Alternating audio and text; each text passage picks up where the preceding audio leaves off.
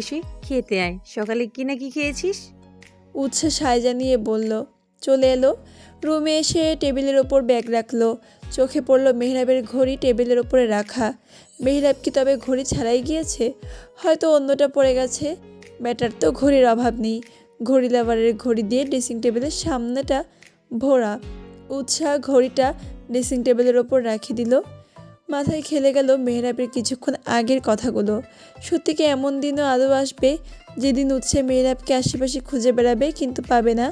মেহরাবকে না পেলে উৎসা কী করবে? তার কি নিজেকে পাগল পাগল লাগবে? উন্মাদ হবে মনে হবে নিজেকে? নাকি ও মেহরাবকে খুঁজবেই না? হাত পা গুটিয়ে বসে ও মেহরাবকে হাত পা গুটিয়ে বসে থাকবে? উৎসার ভাবতে পারল না। মাথা হ্যাং হয়ে আসছে ওর। এই কয়েকটা দিনে মেহরাব ওর অজান্তেই ওর মনে অনেকটা জুড়ে বসে রয়েছে। তবে উৎসে সে বিষয়ে অবগত নয়।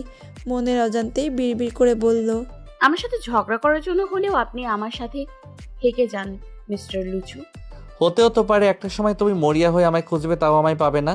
উৎসা বই খুলে বসে আছে টেবিলে। অনেক দিন ক্লাসে যায়নি, তাই অনেক পড়া জমে গেছে। তানজিলা কাছ থেকে ওর নোট খাতা নিয়ে এসেছে সব নোট করার জন্য।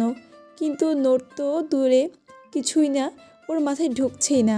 কেমন একটা ঘোরের মাঝে ডুবে রয়েছে বেচারি। মেহরাবের বলা কথাটা বারবার কানে বাজছে। উৎসা চেয়েও মস্তিষ্ক থেকে কথাটা বের করতে পারছে না।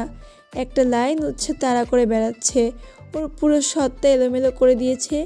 ঘড়ির দিকে তাকালো উৎসা। ঘড়িতে 9:30 বাজে। মেহরাব এখনও আসছে না কেন? অন্যান্য দিন তো 8টা বাজতে চলে আসে। এসেই শুরু করে উৎসাকে জ্বালানো। তাহলে আজকে কেন আসছে না? মেহরাবের কিছু হলো না তো? কোথায় গেছে ও? কিছু তো বলেও যায়নি, শুধু বলেছে আসতে দেরি হবে। উৎসার ইচ্ছে করছে নিজের কপালে নিজেই চাপড় দিতে। কেন যে তখন জিজ্ঞেস করেনি? তখন জিজ্ঞেস করলে অন্তত এখন টেনশন করতে হতো না। কথায় আছে মানুষটা। উৎসার কিছু ভাবতেই পারল না। মাথা ধরে আসছে। মাথা চেপে ধরলো বেচারি। ফোন করবে সেই উপায়ও নাই। ওর কাছে মেহরাবের নাম্বারও নেই। নাম্বার থাকবেই বা কী করে? দুজনে ঝগড়া করে পারে না, আবার নাকি নাম্বার আদান প্রদান করবে। উৎসাকে অনেকক্ষণ ধরে ডাকছে রিনি, কিন্তু ওর সারা শব্দ নেই। তাই সোজা রুমেই চলে এসেছে।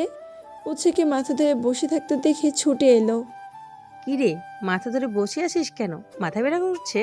উৎসার ধ্যান ভাঙল। জবাব দিল, না, তাহলে মাথা ধরে রেখেছিস কেন? উৎসা স্বাভাবিক গলায় বলল, আরে এমনি পড়া মাথায় ঢুকছিল না, তাই মাথা ধরে বসেছিলাম। তুমি আমার কথা বাদ দাও, হঠাৎ রুমে এলে যে। তোকে সেই কখন থেকে ডেকে চলেছি, সে খেয়াল আছে? সারাদিন আমার দেবরের ধ্যানে থাকতে হবে, আশেপাশে খেয়াল ও রাখ। তোকে ডাকতে ডাকতে আমার গলা ব্যথা হয়ে গেছে। উৎসা মুখ ভেঙচি কেটে বলল, আমার অত শখ নেই তোমার দেবরের ধ্যানে বসে থাকার, বাজে লোক একটা। সত্যিটা বললে রিনি ওকে খেপাবে, এতে কোনো সন্দেহ নেই। একদম আমার দেবরকে বাজে বলবি না। 100 বার বলবো, কি করবে? রিনি উৎসার কান মুলে দিয়ে বলল, এভাবে কান মুলে দিব? এখন খেতে আয়। খেতে ইচ্ছে করছে না, তুমি যাও, আমি পরে খেয়ে নিব। রিনি উৎসের কাঁধে সামান্য ধাক্কা দিয়ে বলল, একসাথে দুজনের রোমান্স করবি?